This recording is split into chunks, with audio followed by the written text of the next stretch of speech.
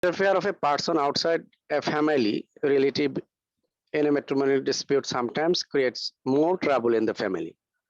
The arbitrators dealing with matrimonial issues without proper knowledge may become dangerous also. So for all these problems, to solve all these problems, traditional family salis should be reformed following instruction of Quranic Hakam. As traditional family salis in Bangladesh is playing vital role of Hakam for matrimonial disputes. Again, Muslim Family Law Ordinance 1961 has a provision to constitute arbitration council for some matrimonial disputes. It is said that arbitration council is constituted following the Quranic Hakam. So it needs to see how far these two institutions are in conformity with Quranic Hakams. This study follows a qualitative method based on secondary data mainly. It is hoped that this study will show the traditional solicitors the right way to protect the families for assuring security and tranquility for those attached in a family. Defining matrimonial dispute. Disputes that happen between the husband and wife based on their disagreement, disobedience, negligence, or hatred of each other are termed as matrimonial disputes. Sources. Husband and wife, individually or both at a time, may be sources of matrimonial disputes. According to Al-Hafid, the causes of matrimonial discord based on the parties involved in the disputes are as follow. Causes of matrimonial disputes from the husband: oppression and rough treatment, refusing to maintain her financially; injustice among wives in a polygamous marriage; breaching prenuptial agreements; abandonment, financial problem, dowry, demand, etc. Causes of matrimonial disputes from the wife: being disobedient to and garrulous with her husband; being negligent in carrying out the domestic chores and duty to her husband; going out without the husband's permission; lack of domestic skill; lack of proper dress and or dress up alluring for her husband.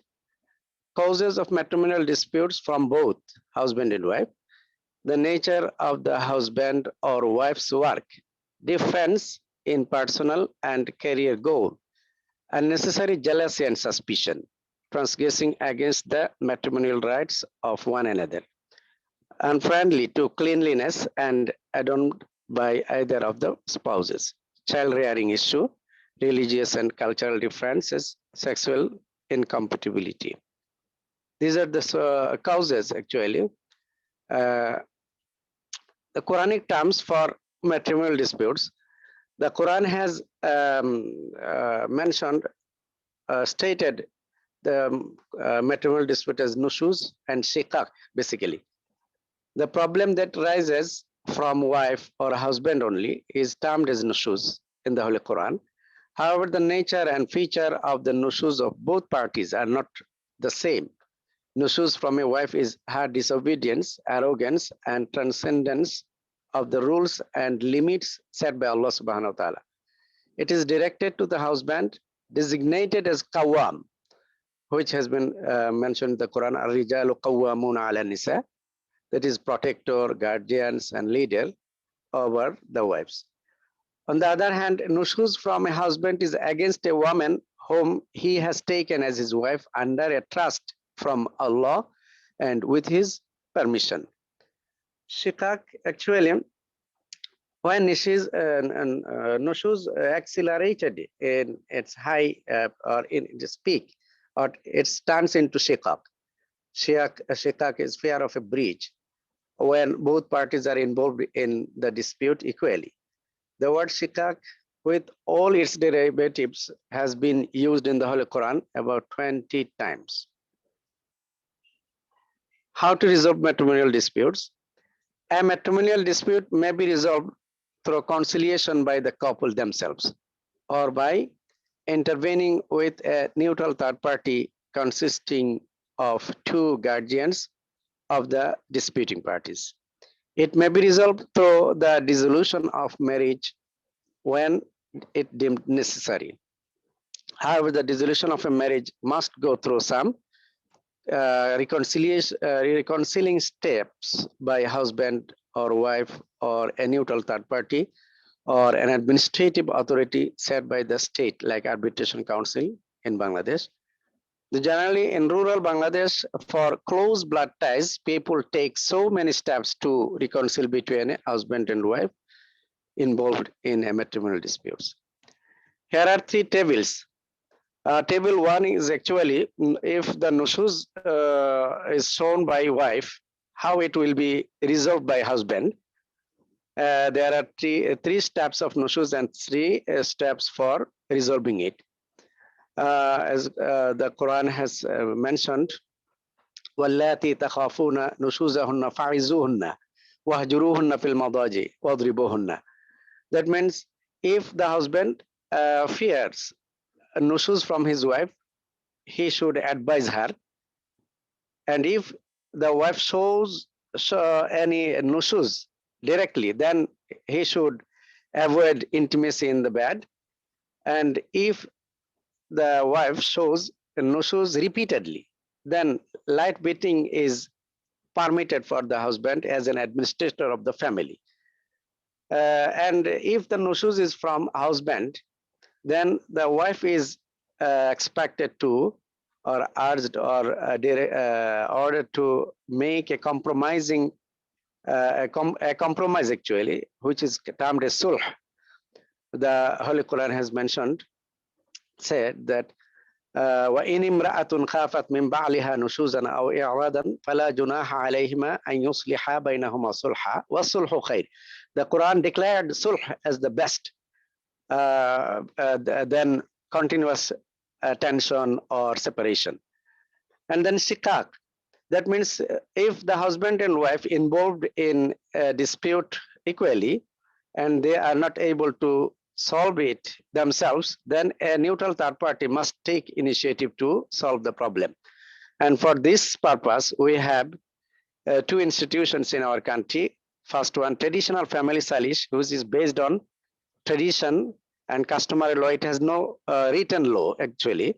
And arbitration council, which is actually a quasi-informal or quasi-formal institution backed by a state authority. It has rules, but the authority who will take the initiative, they are not legal persons. Contemporary matrimonial dispute, I have already mentioned it, the traditional family salish and arbitration council. I think I have time constraint, so go forward. Okay, Hakam as stated by the Holy Quran. The Holy Quran stated that Allah subhanahu wa ta'ala says in the Holy Quran, وَإِنْ خِفْتُمْ شِقَاقَ بَيْنِهِمَا وَإِنْ خِفْتُمْ شِقَاقَ بَيْنِهِمَا فَبَعَثُوا حَكَمًا مِنْ أَهْلِهَا وَحَكَمًا مِنْ فَبَعَثُوا حَكَمًا مِنْ أَهْلِهِ وَحَكَمًا مِنْ أَهْلِهَا إِنْ يُرِيدَا إِصْلَاحًا يُوَفِّقِ اللَّهُ بَيْنَهُمَا. This is a Quranic instruction for arbitration for matrimonial disputes actually. So based on this instruction, it has been said that arbitration council, that means which is actually a state-led institution for matrimonial disputes, is formed based on that spirit. But actually, arbitration council is insufficient to face or to resolve the matrimonial disputes. I'm sorry, doctor. You have 1 minute, yes, please. How many minutes, please? 1, please. 1 minute. Okay, thank you, please. So here is a comparison based on Quranic instruction actually. Formation, regarding formation, actually traditional family salish has no fixed rule.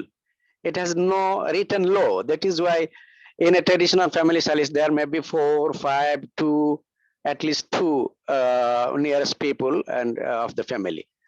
On the other hand, arbitration council is consist of 3 members. Quran instructed us to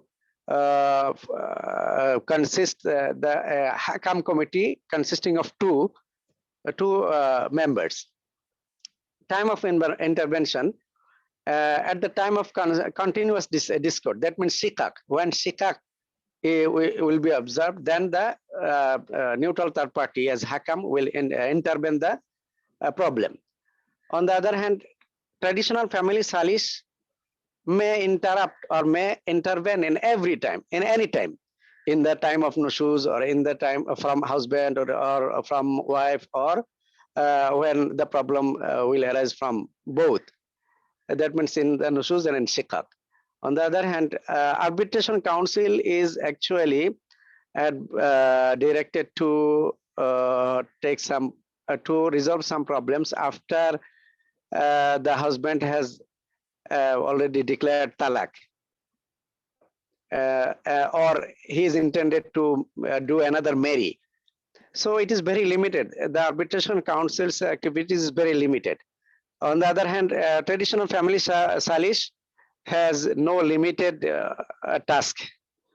Quran, both traditional family salis and arbitration council, if they follow the Quran instruction, both institutions may contribute more in family dispute resolutions. Findings: nushuz actually is the transcendence and transgression of the limits and rules established by Allah subhanahu wa ta'ala to regulate the husband-wife relationship. It is an act that comes from both husband and wife and manifests as various causes. Its treatment for each category varies according to the difference between the nature of each of them. The matrimonial dispute affects the institution of marriage and family badly, which is based on love, compassion, tranquility, and affection. Immediate and appropriate treatment for this defect is deemed necessary, and therefore the Holy Quran discusses it in detail. The Quranic hakam and family salis are almost the same in nature, but family salis members are basically rely on their experience. Most often we see that the traditional saliscats, that means arbitrators, have no knowledge about Quranic instructions.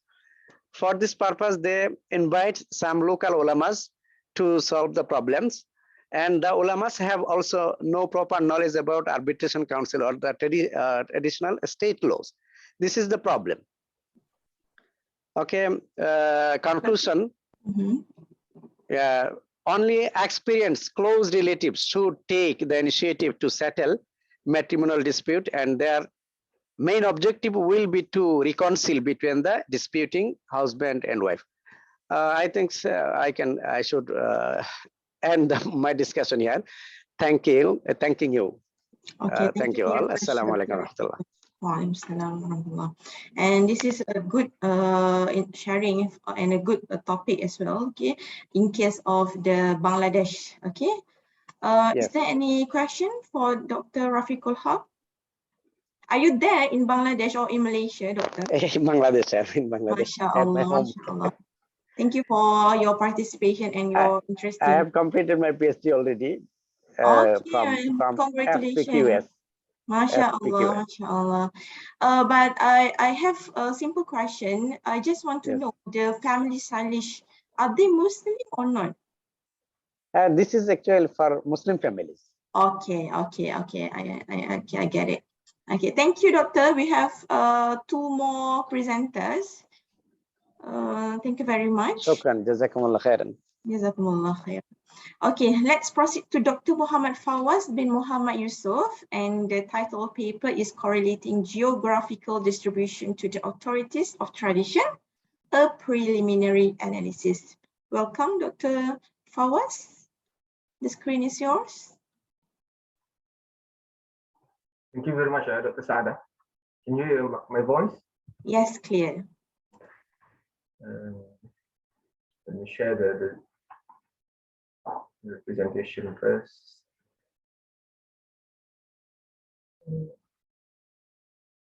Maybe Dr. Rafiq, you need to unshare your screen because we still can see your slide. Okay.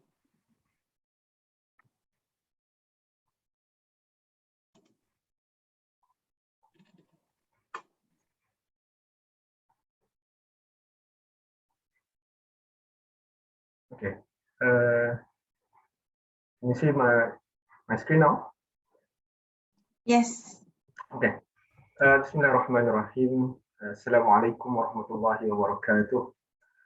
Thank you to Dr. Saada, Chairperson, for today's session, and my fellow colleagues, my fellow presenters and audience. Today, my topic is something related to the, I think, focus on hadith studies. So the title of my presentation is Correlating Geographical Distribution to the Authorities of Religion, Preliminary Analysis. So basically, this study is about to scrutinize, to understand, to identify the concept of geographical distribution or any names of related to cities or places in the hadith literatures. Okay. So I think for any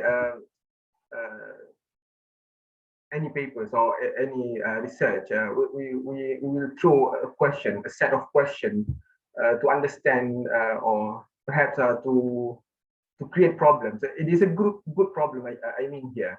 I know as a researcher or as a scholar, we not only we solve a problem, but we must create a good problem, because etymologically the problem contains of two sides, that not only we want to solve the problem, but we must also create a good problem so that people keep progressing in any field of studies. So this is the first question that I throw when I, as someone who engage closely to the hadith studies. So what is the relationship between travel, cities, and hadith studies?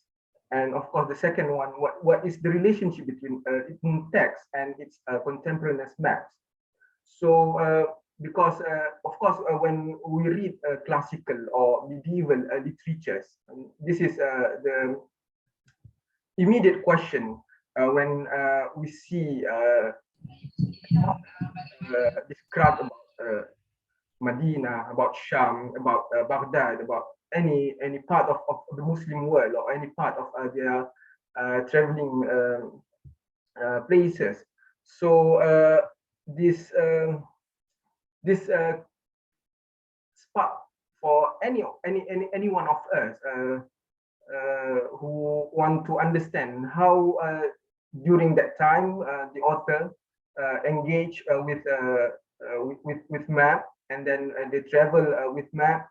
So and after that the consequence of their travel, of their understanding towards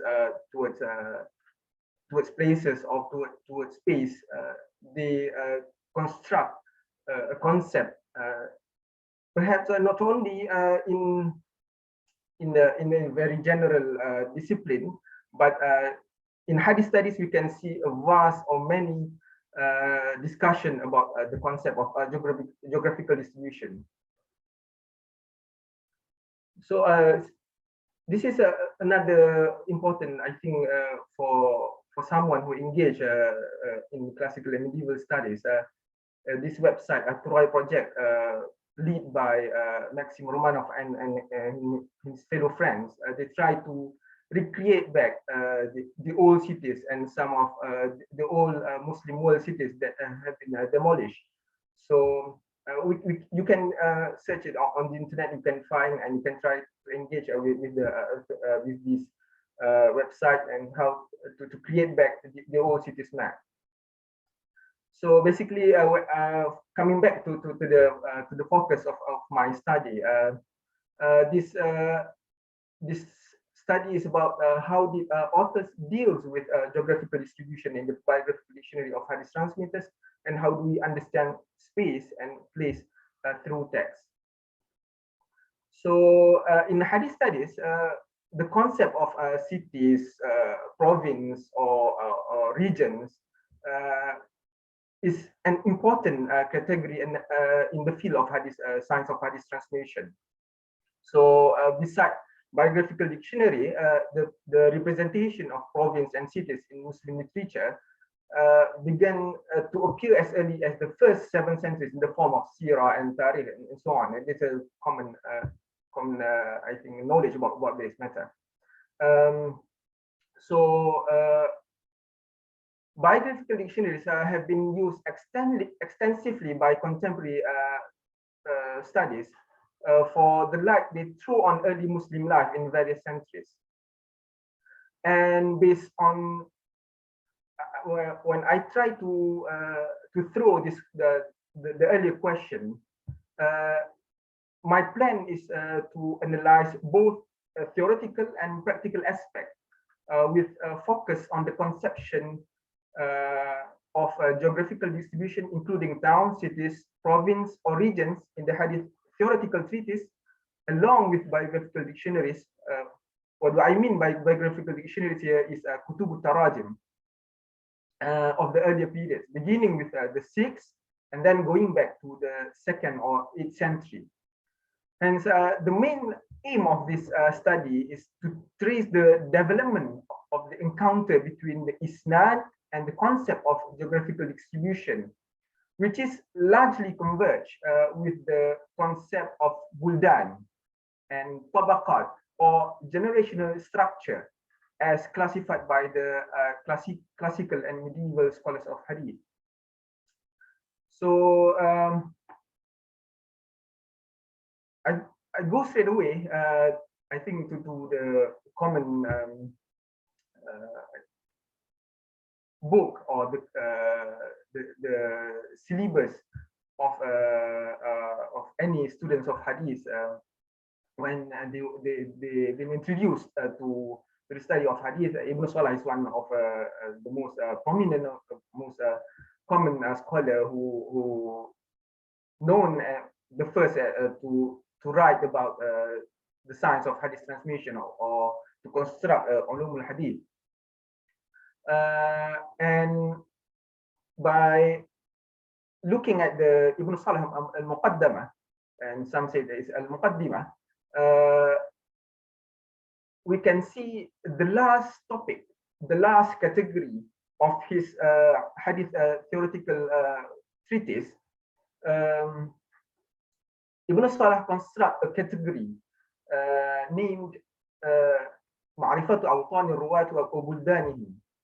So when Ibn Salah explained about this topic, he want to try to it seems like appear to me that Ibn Salah want to show that after you finish this topic, after you finish this category, go and travel and to see all the cities around the Muslim world. So the Arabs, what Ibn Salah says is the Arabs used to take their gentilic identity only from their tribe. But when Islam appeared and most people settled in towns or cities, they started to derive their gentilic identity from their place of residence, just as the non-Arabs had been doing. So it is a common basic for any, not only in hadith studies, but I think for in the fiqh or jurisprudence studies or in the Quran studies, for those who want to know, who want to understand the background of a scholar, of an imam in that particular on that particular field. So this kind of name can be understood about their origin of place, about their place of studies, and so on. I'm sorry, doctor, you have 1 minute. Okay, I'll try to make. I think okay. So basically Ibn Salah supply us with a lot of examples from the Isnad to show that the importance of buldan, the importance of geographical distribution in hadith studies. And of course, I try to bring us quickly to the contemporary studies. In my quick search, in my random search, I can found some scholars, some contemporary researchers engage with the buldan, or the concept of we can say this geographical distribution for to understand the originality, the authenticity of a certain tradition of a hadith, and of course for a study like Najm Haidar, he tried to perpetrate regional association of individual law schools like Hanafi, Shafi'i, and Hanbali, and so on. So they employ, they utilize the concept of buldan in their studies. And of course, the last one is Muhammad Gharaibi in the buldan of Buldaniyat of Sakhawi. He tried to understand how actually my previous slide it is about Buldaniyat, another part of hadith studies, because I begin with the riwayah part, with the isnad part, and the second one is about Buldaniyat, al-arba'un al-Buldaniyat. It is something related to the dirayah part. So I think to conclude the paper, this short paper has endeavored to trace the evolution of the concept of buldan along the Duvet. It demonstrates how medieval scholars of hadith such as Ibn Salah and so on developed the concept of buldan in hadith theoretical treatise as a means of propounding the residence of early scholars. Building on the corpus of biographical dictionaries, current scholarly consensus affirmed the predominance in the late first and early second of centuries of individual circles that represented the hadith of a city. Concurrent with the proliferation of hadith centers, the Muslim world witnessed the natural emergence of hadith collection, especially Buldaniyat. Buldaniyat is a name for the Al-Arba'un al-Buldaniyah. To put it another way, the buldan can be conceived from both a special riwayah and dirayah of hadith studies. What is more, great sophistication was reached in developing the textual base of the biographical dictionary of hadith transmitters and hadith collection. Little or no attempt was made to integrate the existing geographical and cartographic tradition into contemporary hadith discourse. So this is, I think, the problem we face today for any kind of traditional Islamic studies. We try to understand, or we want to deliver to the contemporary researchers or students with the current or contemporary languages, for example, like geography or cartography, any kind of social science, of any kind of human science knowledge, in order to relevantize the Islamic traditional sciences. So okay, so with that, I hope I'm welcoming all of you with any kind of question in order for me to further increase, further develop this concept. Thank you very much. Okay, thank you very much, Dr. Fawaz. I'm sorry I have to stop you because we have one more presenter and it's going to reach 11 a.m. Okay, we keep the question at the end, but I would like to welcome Dr. Tazul to present his paper. The title of paper is Organ Donation in Islam, Research for a Broader Quranic Perspective. Please, Dr. Tazul. أعوذ بالله من الشيطان الرجيم بسم الله الرحمن الرحيم الحمد لله رب العالمين والصلاة والسلام على أشرف الأنبياء والمرسلين وعلى آله وصحبه أجمعين أما بعد. Honorable moderator of this session and distinguished presenters, Assalamu alaikum wa rahmatullahi wa barakatuh. I have a very humble submission to you this morning on organ donation. Organ donation is starts from a Quranic perspective. Okay, actually, organ donation is a internationally recognized practice, and it is also approved by Sharia bodies, Sharia councils around the world, and it is legalized by Muslim countries. I'm sorry, Dr. Tazul, your voice is not really clear.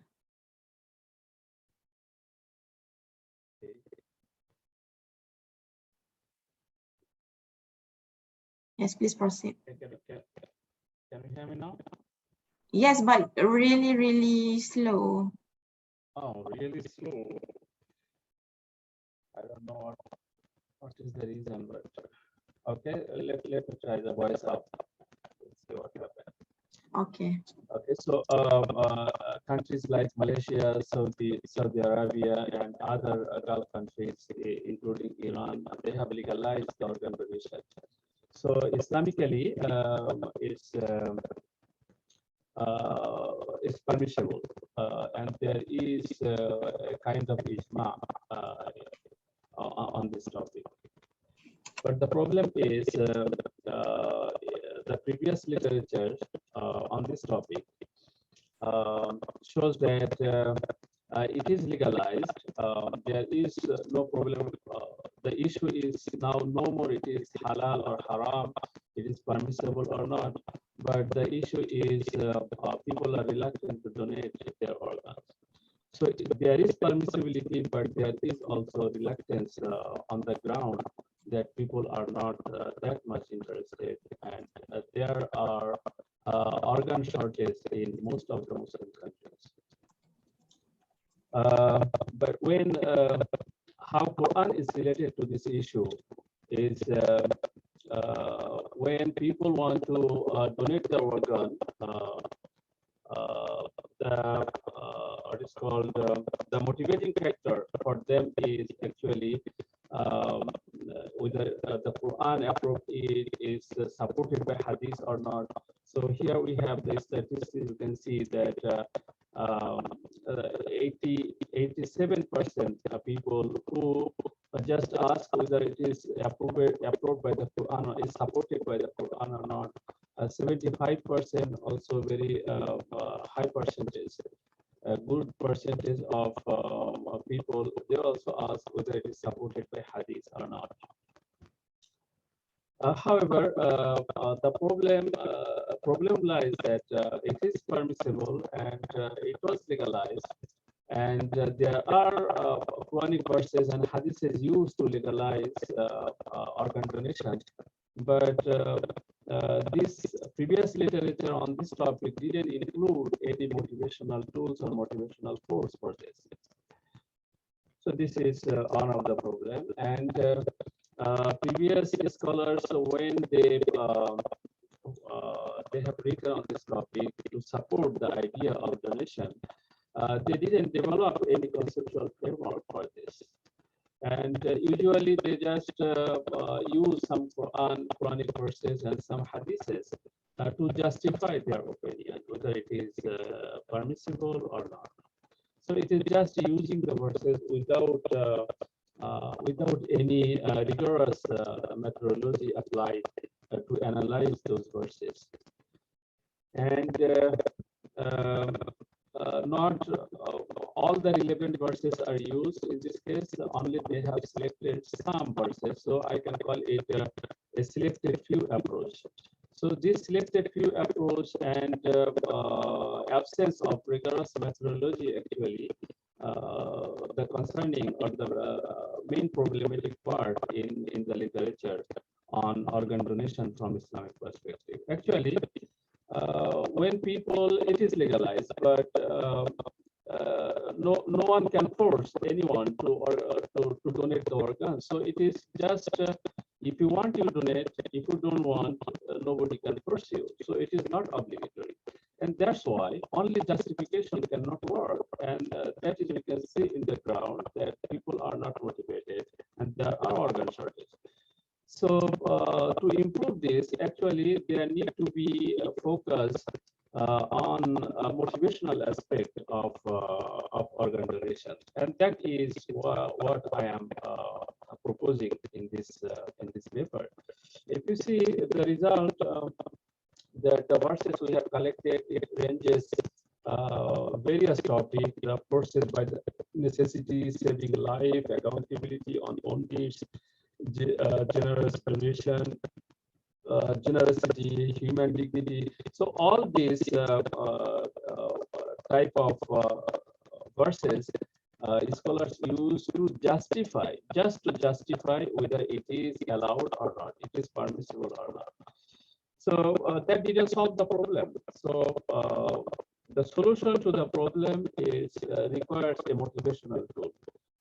And Quran gives a lot of motivational drives to for organ donation, and it can the concept of donation, concept of voluntarism, concept of social responsibility. This broad base can be used to develop a motivational model or motivational framework for organ donation. And if that can happen, then a automatic voluntarism to organ donation is expected to be enhanced, and therefore the current problem could be reduced. Allahu Alam, and this is my humble submission to you. Thank you very much, Dr. Tazul. So it is sharp and at 11. I really appreciate your punctuality.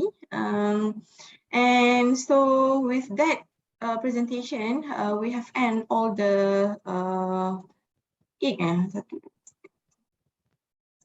eight presentations and with very good presenters, and all of us have a good information. Okay, but I would like to open 2 minutes if there is any question to any presenter that you want to ask, please.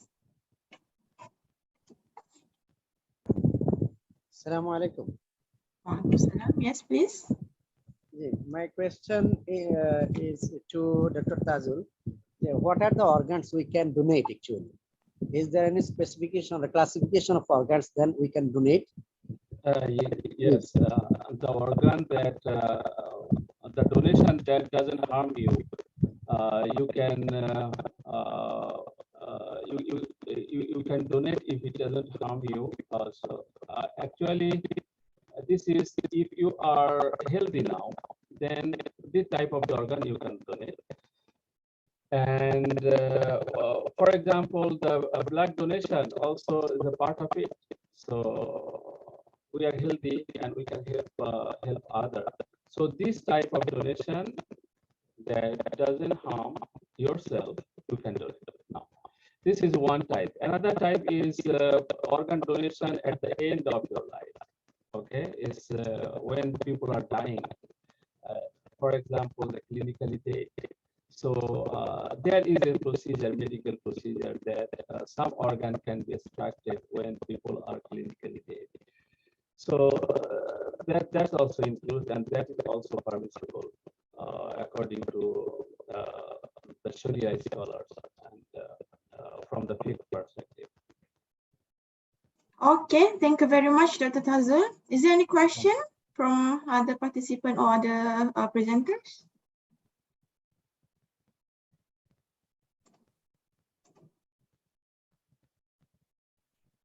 No question? Okay, if there is no question, okay, I would like to end the session. But before that, Dr. Arif, are you ready for the photography session? Dr. Arif, are you there? Yeah, Dr. Sada. Okay, can we go for the photography session, please? Oh, okay. And I welcome to all presenters to open the camera. And please count, Dr. Arif, so everybody can show the good smile and and show a good presentation for today. Please wait for a while. I need to find out how to take the picture. Okay, wait. I think I'll just do this one. Dr. Rafiqullah, are you there? Can you open your camera, please? If all presenters can open your camera, Dr. Umar it will Farida. be good for the camera, for the picture, I mean.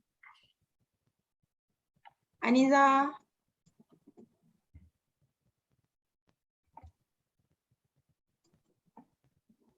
Because in the beginning, Dr. Umar Farida opened the camera all the time. but I really appreciate you can open now, please. I'm just waiting for your order, Dr. Sada. If you tell me to capture the image, then I will do it now. So how? Okay, so Dr. Rafiqul, how say that the camera is not functional well. Okay, so let's snap the picture, please. Okay. 1, 2, 3. Okay. Okay. So thank you very much, everyone. It is my pleasure to listen all the great presentation. Thank you very much for your efforts, for your attention, full attention until the end of the session. And I'm sorry I have to stop you in the middle, okay, because I understand that you have months to complete all the paper, but you have only 10 minutes to present the paper, okay? So yes, Dr. Umar Farida is here now. You want to take the, another picture, please? Dr. Arif? Okay. Wait. Okay. 1, 2. Wait. 1, 2, 3. Okay. Done? Done. Okay, thank you very much. Okay, Assalamualaikum warahmatullahi wabarakatuh. Thank you, everyone. Wabarakatuh. Thank you.